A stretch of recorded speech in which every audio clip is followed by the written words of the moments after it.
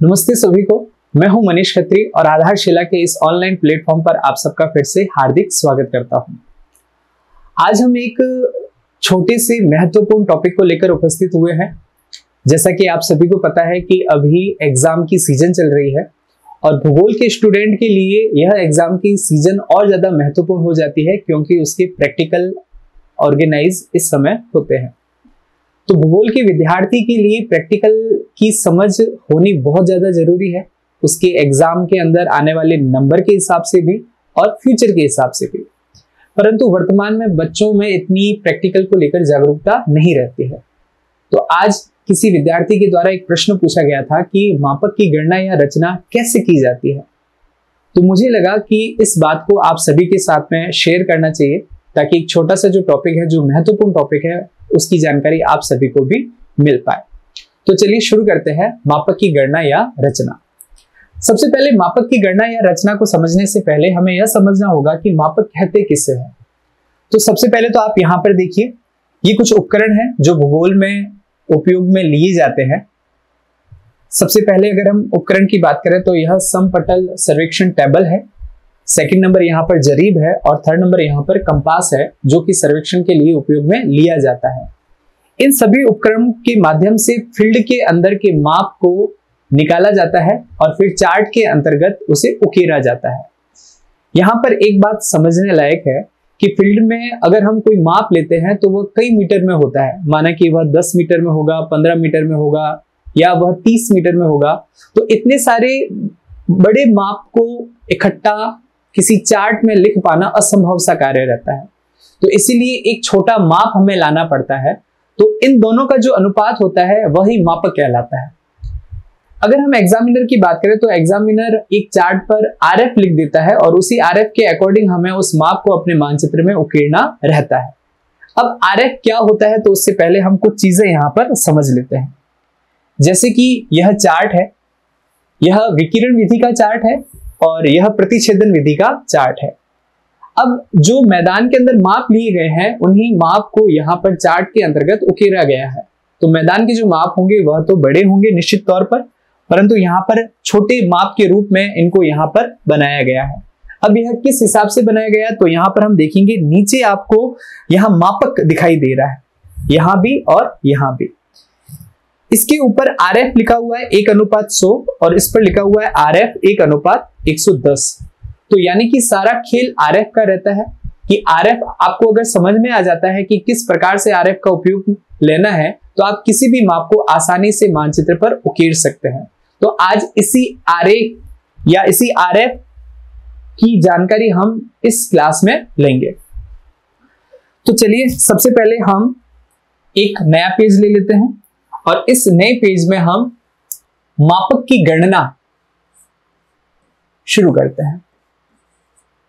मापक की गणना।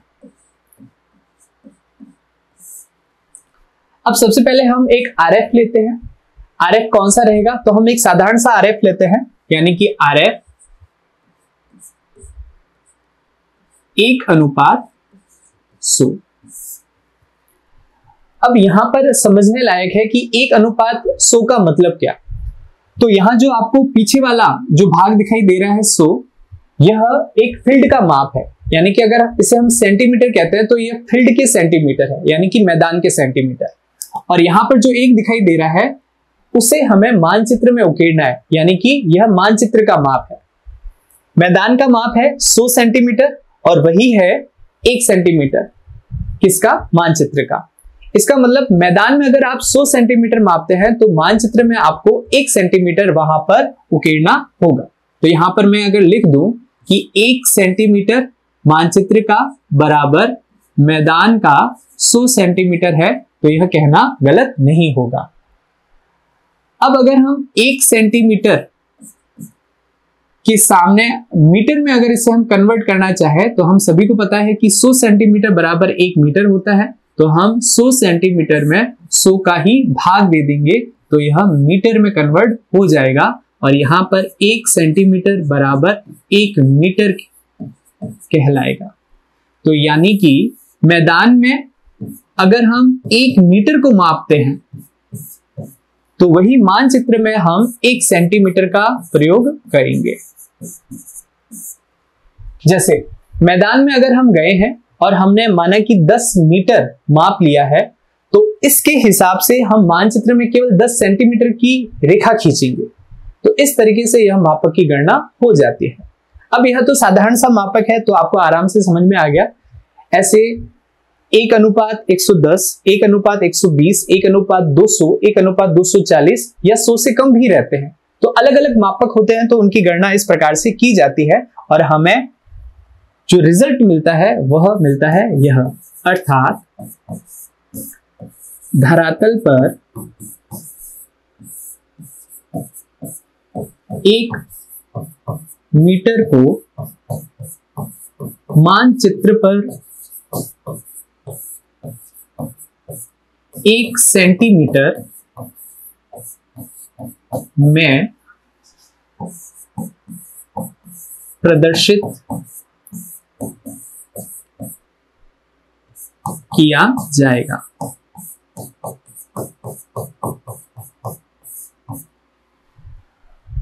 तो यहां तक हमने क्या देखा है? यहां तक हमने देखा है मापक की गणना, और यह मापक की गणना है जो चार्ट के बैक साइड में की जाती है, या जहां भी एग्जामिनर आपको कहता है वहां पर इसकी गणना की जाती है। तो अगर एग्जामिनर के द्वारा आपको RF 1:100 दे दिया जाता है, RF का अर्थ यहाँ रिप्रेजेंटेटिव फ्रैक्शन रहता है, 1:100 दे दिया जाता है, तो इस प्रकार से यह मापक की गणना रहती है। मापक की गणना के बाद में रहती है मापक की रचना, यानी कि मापक की रचना हम किस प्रकार से करते हैं, पीछे वाले चित्रों के माध्यम से अगर हम आपको बताएं तो यह मापक की रचना की गई है। तो यह मापक की रचना किस प्रकार से हुई? तो पहले मापक की गणना हमने कर ली और अब हम करेंगे मापक की रचना। तो इसको समझने से पहले कुछ बातें हम यहाँ देखते हैं, उसके बाद में हम और बात करते हैं। एक सिंपल सी बात है कि यहाँ पर 1 सेंटीमीटर 1 मीटर को प्रदर्शित कर रहा है, यानी कि 1 सेंटीमीटर 1 मीटर को प्रदर्शित कर रहा है, 1 मीटर को। तो अगर हम यहाँ पर 10 सेंटीमीटर की बात करें कि 10 सेंटीमीटर कितने मीटर को प्रदर्शित करेगा, तो यह सिंपल सा 10 मीटर को प्रदर्शित करेगा। तो 1 सेंटीमीटर 1 मीटर को प्रदर्शित कर रहा है, तो 10 सेंटीमीटर 10 मीटर को प्रदर्शित करेगा। अगर हम 10 सेंटीमीटर की एक लाइन खींच दें इस प्रकार से, तो सिंपल सी बात है कि 10 सेंटीमीटर 10 मीटर को प्रदर्शित कर रहा है, तो अगर 10 सेंटीमीटर की एक लाइन खींच दी जाए, 10 सेंटीमीटर की एक लाइन खींच दी जाए, तो यही जो 10 सेंटीमीटर को अगर हम 10 भागों में बांट दे, तो जो प्रत्येक भाग है वह 1 मीटर को प्रदर्शित करेगा। 1 2 3 4 5 6 7 8 9 और 10, यानी कि प्रत्येक एक भाग है यह 1 मीटर को प्रदर्शित करेगा। बस यही मापक की रचना है। अब इसको हम एक तरीके से लिखेंगे कि किस प्रकार से इसे लिखा जाता है। तो हम पेज चेंज कर देते हैं और हम यहां पर लिख लेते हैं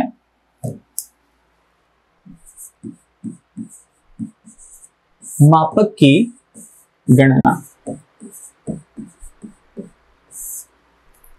ठीक है, तो सबसे पहले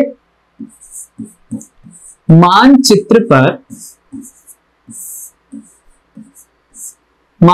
पर 1 सेंटीमीटर धरातल पर प्रकट होता है। कितना होता है? 100 सेंटीमीटर। क्योंकि हमें पता है कि RF हमारा कितना है? RF है 1:100। तो मानचित्र पर 1 सेंटीमीटर धरातल पर 100 सेंटीमीटर को प्रदर्शित करता है, या यहां पर हम लिख सकते हैं कि प्रकट होता है। तो मानचित्र पर 10 सेंटीमीटर धरातल पर प्रकट होगा। कितना होगा? 1 सेंटीमीटर 100 सेंटीमीटर 10 सेंटीमीटर।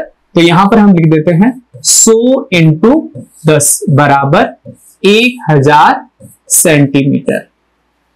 और हमें यह भी पता है कि 1000 सेंटीमीटर बराबर कितना हो जाता है? 10 मीटर। यहां पर हम ये भी लिख सकते हैं, अर्थात 10 मीटर प्रकट होगा। क्या समझे यहां पर हम समझे कि 1 सेंटीमीटर बराबर 100 सेंटीमीटर प्रदर्शित होता है, तो 10 सेंटीमीटर प्रदर्शित होगा 1000 सेंटीमीटर ऑब्लिक 1 मीटर। यहां तक हम ये समझे हैं। अब अगर हम बात करें रेखा की, क्योंकि मापक के अंदर रेखा रहती है, तो अगर हम यहां पर लिखें, अगर 10 सेंटीमीटर की एक रेखा खींची जाए तो उसे 10 बराबर भागों में बांटने पर प्रत्येक एक भाग 1 मीटर को दर्शाएगा।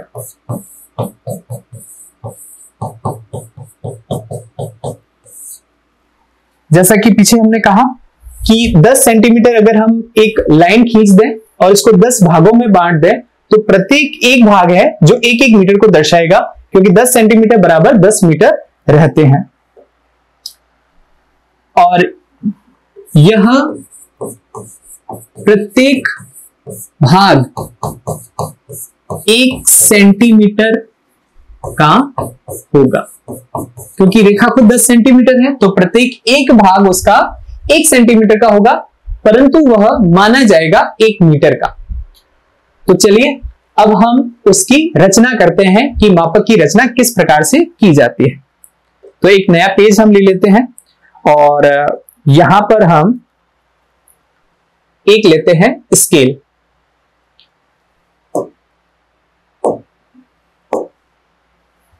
ये हमारे सामने एक स्केल है।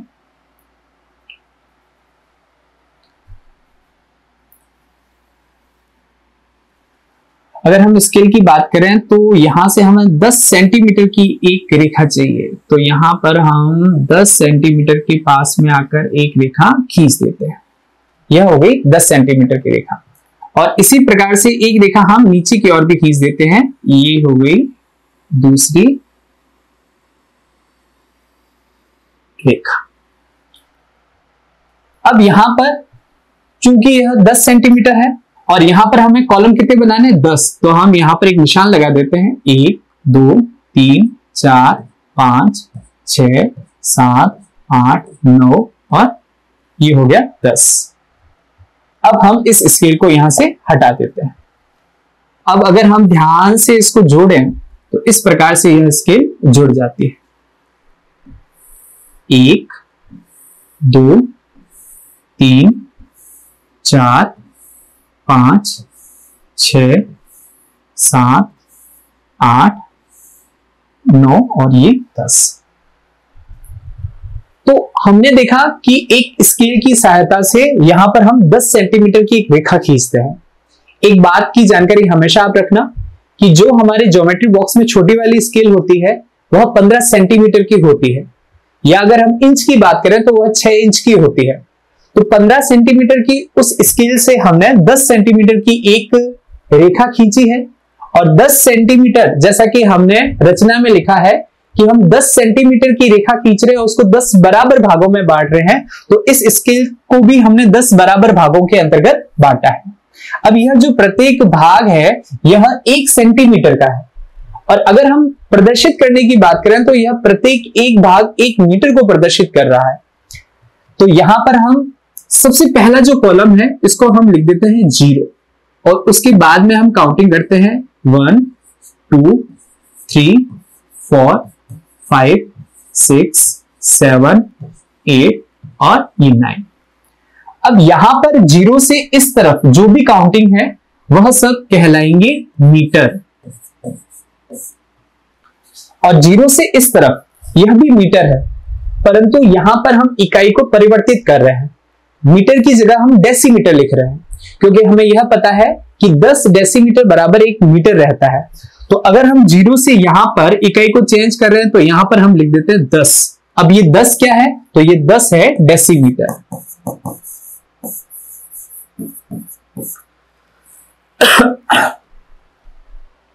तो इस प्रकार से हमने यहां पर एक मापक की रचना की है और इस रचना के अकॉर्डिंग हमने 10 सेंटीमीटर की एक रेखा खींची है और उसको 10 बराबर भागों में बांट दिया है।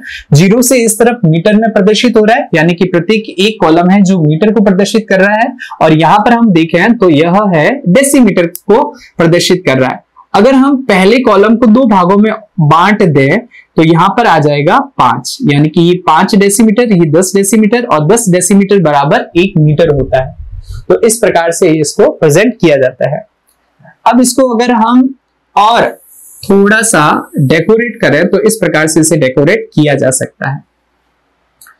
और उसके बाद में हमें क्या करना रहेगा, उसके बाद में हमें करना रहेगा,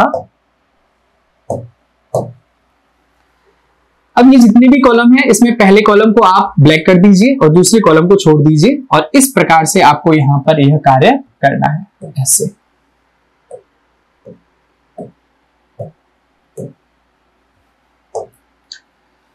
तो इस प्रकार से आपको मापक की रचना करनी है। मापक RF इजिकल 1:100। काफी चीजें आपको समझ में आ गई होगी, और अगर आपको समझ में नहीं आती है तो आप एक बार वापस इस वीडियो को देखिए तो आपको यह बात समझ में आएगी। अब देखिए यहां पर एक चीज आप और ध्यान से देख सकते हैं कि यह 10 सेंटीमीटर की रेखा है, इसको हमने बराबर 10 भागों में बांटा है, तो प्रत्येक एक भाग 1 मीटर को प्रदर्शित कर रहा है। अगर इसे हम 10 बराबर भागों में न बांट के केवल 5 भागों में बांट देते तो भी सही होता, परंतु फिर प्रत्येक एक भाग 2 मीटर को प्रदर्शित करता, और 2 मीटर को प्रदर्शित करता तो प्रत्येक एक कॉलम 2 सेंटीमीटर का ऑटोमेटिकली हो जाता। तो अब ये आप पे डिपेंड करता है कि आप इसको 10 भागों में बांटना चाहते हैं या इसे आप 5 भागों में बांटना चाहते हैं। तो इस प्रकार से यह RF 1:100 का मापक हो जाता है। अब अगर चार्ट बनता है तो चार्ट के पीछे जो गणना होती है वो इसी प्रकार से होती है कि एग्जामिनर आपको मापक क्या देता है, वह 1:100 का देता है, वह 1:200 का देता है, वह 1:120 का देता है। तो आपको चार्ट के पीछे सबसे पहले तो गणना कर लेनी होती है मापक की, गणना के बाद में आपको रचना कर देनी होती है, और चार्ट के फ्रंट यानी कि नीचे की ओर आपको यह जो मापक है यह बना लेना होता है। अब इसी चीज को अगर हम वापस चित्र के माध्यम से देखें तो हम यहां देख चुके हैं कि यहां पर इसी प्रकार से यह चित्र बनाया गया है। अब आनुपातिक दृष्टि से तो यह बहुत बड़ा है, परंतु अगर हम चार्ट के अकॉर्डिंग देखेंगे तो केवल यह 10 सेंटीमीटर की लाइन होती है और 10 सेंटीमीटर के अंतर्गत यह बनता है। तो जिस प्रकार से यह हमने RF लिए हैं, कुछ और RF भी हम लेकर प्रस्तुत होंगे। और आज के लिए इतना ही। आप इस वीडियो को वापस देखिए और समझने का प्रयास कीजिए कि मापक की गणना और मापक की रचना किस प्रकार से की जाती है, ताकि भूगोल के प्रैक्टिकल में आपको अच्छे से नंबर आ जाए।